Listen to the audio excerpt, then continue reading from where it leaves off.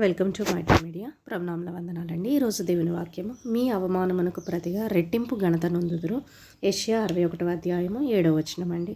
అవునండి, మరి ఇక్కడ మనం చూసుకున్నట్లయితే మీరు ఏదైతే అవమానం ద్వారా ఈరోజు వెళ్తున్నారో మరి దేవుడు అంటండి రెట్టింపు ఘనత ఇస్తారంటండి.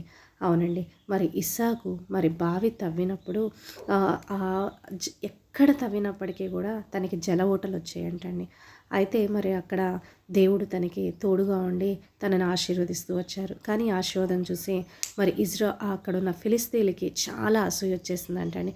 మరి వాళ్ళు ఏం చేస్తూ వచ్చారంటే ఎక్కడ బావి తవ్వినప్పటికీ కూడా వాటిని పూడ్చడం మొదలు పెట్టేశారంటండి. అయితే మరి ఇంకా లాస్ట్ టైం ఇంకా ఇస్సాకు మరల బావి తవ్వినప్పుడు వాటర్ వచ్చినప్పుడు ఈయనకి నిజంగా దేవుడు తోడై ఉన్నాడు అని వాళ్ళు గ్రహించి మరి వాళ్ళు వచ్చి మరి అక్కడ ఇస్సాకుతో మరి సమాధాన పడినట్లుగా మరి అక్కడ మనం చూస్తున్నామండి. అవునండి, మరి ఇస్సాకుని మరి ఎంతగానో మరి ఇబ్బంది పెట్టాలని చూశారు, అవమానించారు. తను తవ్విన బావులన్నిటినీ మరి అక్కడ పూడ్చిపెట్టేశారు అక్కడ ఫిలిస్తీన్లు. కానీ మరి ఇక్కడ లాస్ట్కి వచ్చేసరికి ఈయన మనం ఏమీ చేయలేము, దేవుడు ఈయనకి తోడుగా ఉన్నారు, ఈయన ఎక్కడ ఏది చేసినప్పటికీ కూడా దేవుడు ఈయన్ని ఆశీర్వదిస్తూ వచ్చారు అని చెప్పేసి అక్కడ శత్రువులైన మరి ఫిలిస్తీన్లకి మరి ఏమైపోయింది అంటే అక్కడ వాళ్ళకి తెలిసిపోయిందండి. కాబట్టి ఇస్సాకుతో ఇంకా లాస్ట్కి వచ్చేసరికి వాళ్ళు ఏం పడ్డారు అంటే సమాధాన పడినట్లుగా మనం చూస్తున్నామండి. అవునండి, ఈరోజు మరి నిన్ను అవమానిస్తున్నారా, నిన్ను బాధపడుతున్నారా, నిన్ను నిందిస్తున్నారా,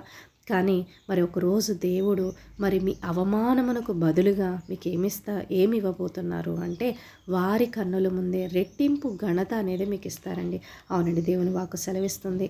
మరి శత్రువు ముందంటండి ప్రేమతో దేవుడు ఒక విందుని ఏర్పాటు చేస్తారంటండి. ఈరోజు మీరు బాధపడుతున్నారేమో, మరి నేను ఆదరించిన వాళ్ళే, నేను బాగా చూసిన వాళ్ళే నన్ను అవమానిస్తున్నారు అని చెప్పేసి మీరు మరి బాధపడుతున్నారేమో, కానీ దేవుని వాక్కు సెలవిస్తుందండి మీ అవమానానికి బదులుగా నేనేమి ఇవ్వబోతున్నాను అంటే రెట్టింపు ఘనత వారి కన్నుల ముందే మిమ్మల్ని హెచ్చించే రోజు రాబోతుందండి. అవునండి, మరి దేవుని యందు నమ్మిక ఉంచండి. వీటన్నిటిని బట్టి దేవుని యందు విశ్వాసం వదిలిపెట్టకుండా మరి ఆయన వైపు చూసినప్పుడు దేవుడు తప్పకుండా మరి ఈ కార్యాన్ని మీ జీవితంలో నెరవేరుస్తారని. ఓకేనండి, చిన్న ప్రార్థన చేసుకుందాం.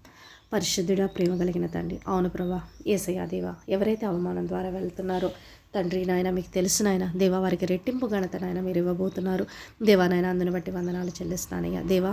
ఈరోజు ఎవరైతే వాక్యం వింటున్నారో దేవా, వారి చేయి పనులు అన్నిటిలో కూడా తండ్రి నాయన మీరు తోడుగా ఉండమని దేవా నాయన అడిగి వేడుకొంచున్నాను. వారి పనుల్లో, వారి బిజినెస్లో తండ్రి, వారి ప్రయాణాలలో కూడా నాయన ప్రభా మీరే తోడుగుండి నడిపించమని అడుగుచు చిన్ని ప్రార్థన యేసయ్యా అతి పరిశుద్ధమైన నామంలో అడుగుచున్నాను తండ్రి. ఆమేన్.